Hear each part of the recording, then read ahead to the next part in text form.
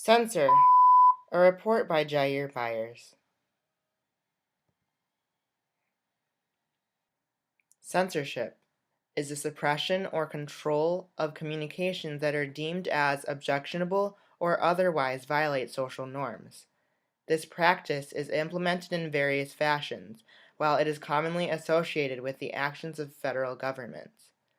As with most all topics related to social norms, the levels and forms of censorship vary per country, culture, and government.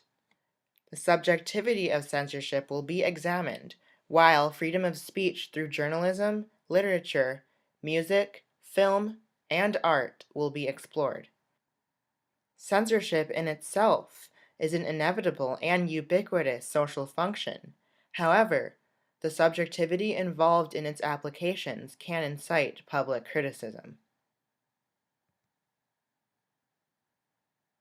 George Orwell's concepts of crime stop, thought crime, and memory holes in the dystopian 1984 demonstrate both self-censorship and government censorship.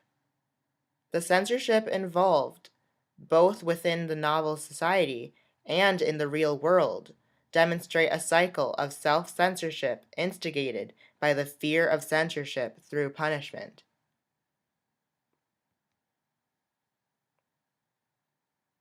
Film ratings limit the audience by which a film can be consumed, thus, they can be considered a form of censorship.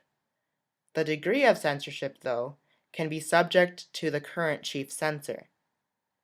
The respective natures of each chief censor evidently correlates to the nature of the respective period's controversial films. This observation demonstrates film censorship's tendency to be somewhat subjective or arbitrary, and its overall progression towards lenience.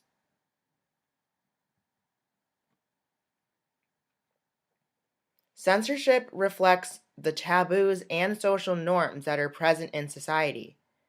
Throughout the various forms of censorship and their applications, there is a measure of subjectivity involved. That subjectivity is an ongoing dispute both in journalism and in law. The more conservative perspective is that censorship is needed in order to avoid the subversion of politics and the corruption of morals. The censorship of content deemed as objectionable is justified by the intent to protect children. However, the portrayal of evil in works of art is not the same as its endorsement. The hypocrisy and sexism committed by censor selectivity, though, demonstrate that we are under the illusion that we live in a moralistic, puritanical culture and fear censorship. Censorship, in some examples, can also be considered a threat to civil rights, including freedom of speech in art, and pursuit of happiness through information.